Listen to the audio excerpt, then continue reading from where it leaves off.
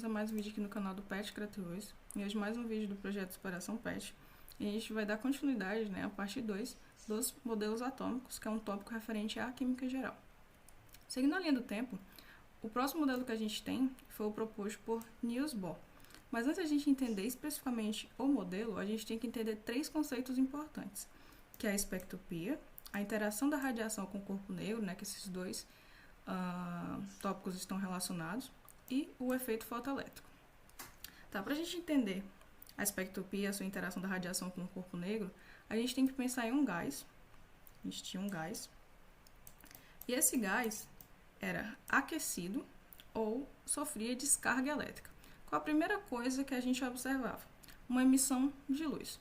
Então, para eles estudarem essa emissão de luz que era proposta pelos átomos, eles utilizavam um instrumento chamado espectroscópio, que é basicamente um instrumento que eles utilizavam para analisar, né, e observar essa luz que era proveniente desse gás. O que eles observavam nesse instrumento? Que essa luz gerava uma série de linhas distintas, que eles denominaram bandas de radiação, com frequências, ou comprimentos de onda, melhor dizendo, variadas. Então, o gás que eles utilizaram na época foi o gás hidrogênio, né? Eles submeteram um gás a uma descarga elétrica e observaram comprimentos de onda, né, específicos para aquele elemento. Então, o que isso dizia? Dizia que cada elemento tinha uma emissão, né, um espectro de emissão diferente, e isso era importante para determinar a sua composição química. Tá, tudo bem, a gente tem um espectro, só que a gente consegue observar nesse espectro regiões pretas. O que é essas regiões pretas? A gente consegue observar diferentes espectros para cada elemento e cada um deles tem essas regiões de ausência de luz. É exatamente isso. Nesses comprimentos, a luz proveniente desses átomos, né, o comprimento de onda proveniente da luz desses átomos, era ausente. Então, isso já era relacionado com o que era proposto por esse carinha chamado Max Planck. Ele dizia que os átomos tinham a capacidade de absorver ou liberar energia em pacotes específicos, que eram denominados quantum. Então, era por isso que em cada espectro de cada elemento, a gente conseguia ver a ausência de luz, que era justamente naquele comprimento, a luz era ausente nesses elementos. Outro conceito importante que a gente tem que se atentar também é o efeito fotoelétrico. O efeito fotoelétrico ele foi descoberto em 1886 por um físico alemão que era denominado Heinrich Hertz. Ele percebeu que a incidência da luz ultravioleta em chapas metálicas auxiliava a produção de faíscas, mas não foi Hertz que propôs a explicação teórica referente ao efeito fotoelétrico, e sim foi o Albert Einstein, em 1905. Por que eles não aceitaram a explicação do Hertz, né? Tinha uma dúvida na época que estava relacionada com a energia cinética, né? O Hertz eles não conseguiam explicar como a energia cinética estava relacionada à ejeção dos elétrons daquele metal, né? Porque essa grandeza não dependia da luz incidente nesse material. Então, o Einstein ele percebeu que o agente responsável por essa emissão, né? Ele fez, a gente pode imaginar o seguinte: a gente tinha uma chapa metálica, né? A gente estava encrustada, né, de elétrons, partículas negativas. Então, o Einstein ele percebeu que a luz que incidia aqui, né, o agente que era responsável por a ejeção desse elétron dessa chapa metálica, era um único fóton, ou seja, uma partícula de luz responsável pela ejeção desse elétron. Mas com um detalhe: essa luz, né, essa partícula, teria que ter frequência grande o suficiente para tal. Então, o que o efeito fotoelétrico diz? Que existe uma partícula, né, um fóton de luz, que tem frequência grande o suficiente para tal que vai ejetar um elétron da superfície metálica. Então, aqui, a partir daqueles três pressupostos, né, a gente já conseguiu observar bem o modelo atômico proposto por Bohr. Ele disse que aquelas linhas de espectro, né, que eles encontravam através da observação através do espectroscópio eram derivadas das transições eletrônicas entre as camadas do átomo. Sem falar que é importante dizer que a gente teve uma série de outros estudiosos, né, que contribuíram para o estudo do átomo de Bohr, né, que é o espectro do átomo de hidrogênio, como Lima, o Balmer, Pencher e até mesmo o próprio Heidelberg, né, os estudos de Heidelberg foram utilizados para estudar o átomo de Bohr, como as transições ocorriam entre as camadas. Então, o que ele dizia? Né? Tem 3 importantes tópicos a respeito dessas transições eletrônicas no modelo de Bohr. Os elétrons em um átomo ocupavam órbitas discretas chamadas níveis de energia. E esse movimento só era permitido por um momento angular, e esse momento angular era quantizado. Ou seja, esse quantizado, a gente já volta para aquilo que o Max Planck falou, né? Que o átomo ele só conseguia absorver e emitir energia em pacotes, ou seja, em uma energia, um valor de energia definido.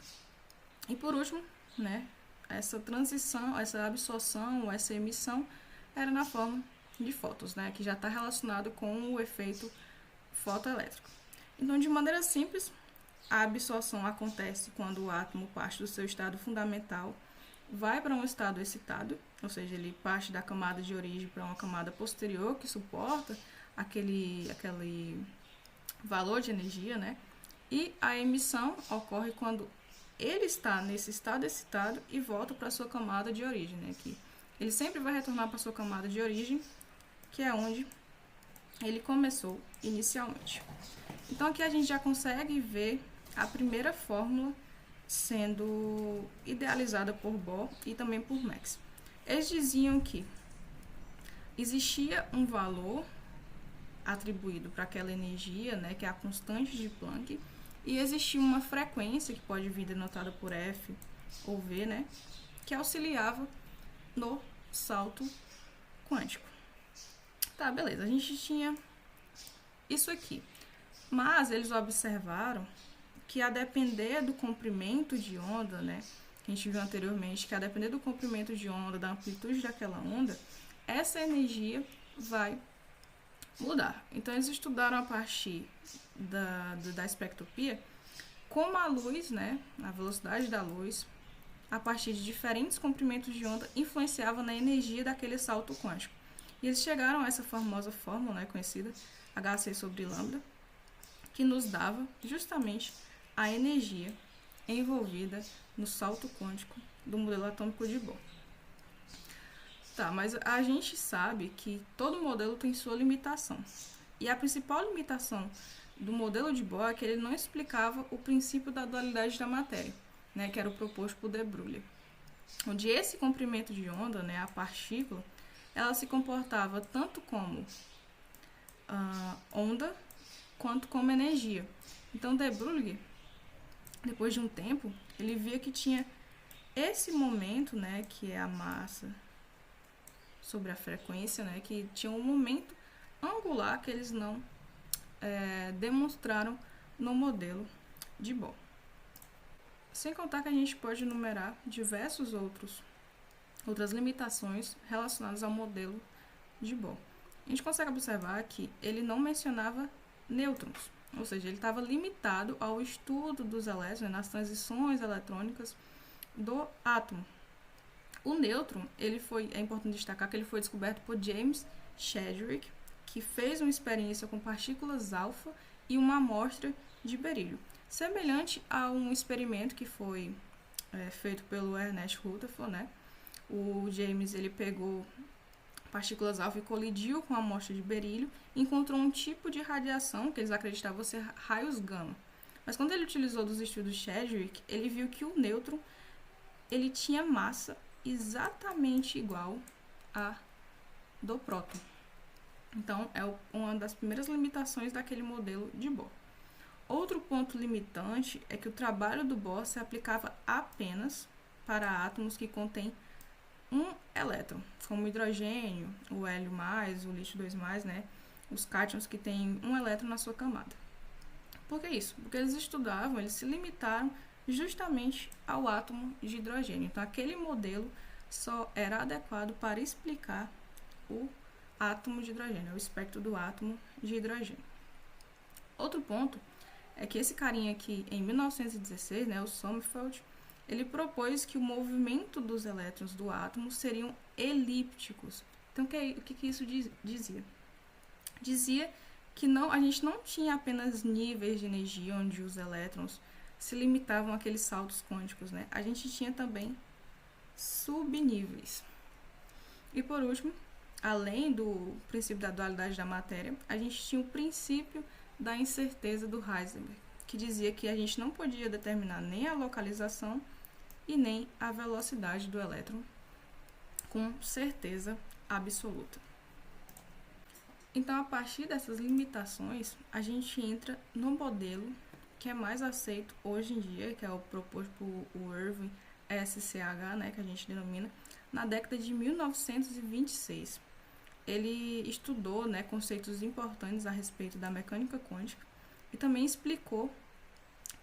conseguiu explicar um modelo que levava em consideração tanto o princípio da incerteza de Heisenberg, como também o princípio da dualidade de de Broglie.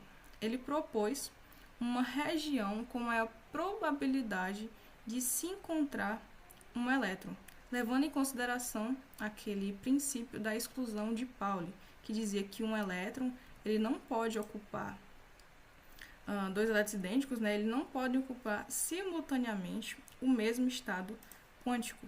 Isso vai nos levar para aquele conceito de rotação, né? Spin de elétron. Mas a gente explicar um pouquinho melhor da mecânica quântica do Irving, a gente tem que destacar que foi o Paul Dirac foi um físico britânico que calculou essas regiões de probabilidade e determinou os 4 números quânticos hoje conhecidos, onde os principais postulados são a idealização de spins, né, para os elétrons, que vai explicar a propriedade que afeta a interação com o campo magnético, levando em consideração o princípio de de Broglie, mais uma vez, e também considera a posição e o momento de um elétron, ou seja, ele não pode ser determinado com precisão absoluta, é só uma região de probabilidade, ou seja, a gente leva em consideração o princípio de Heisenberg. Então é isso, eu espero que vocês tenham gostado. Essa foi a segunda parte do vídeo referente ao modelo atômico, onde a gente entendeu um pouquinho melhor a respeito do modelo atômico de Bohr, as suas limitações e também introduzir um pouquinho da mecânica quântica de Irving. No próximo vídeo a gente vai entender ainda melhor o que é o conceito de número quântico, né, de orbital, como distribuir esses elétrons adequadamente dentro desses orbitais e como eles conferem propriedades químicas específicas de cada elemento para a gente. Não esqueça de deixar o like, um comentário, uma sugestão para o próximo vídeo e a gente se vê no próximo. Valeu!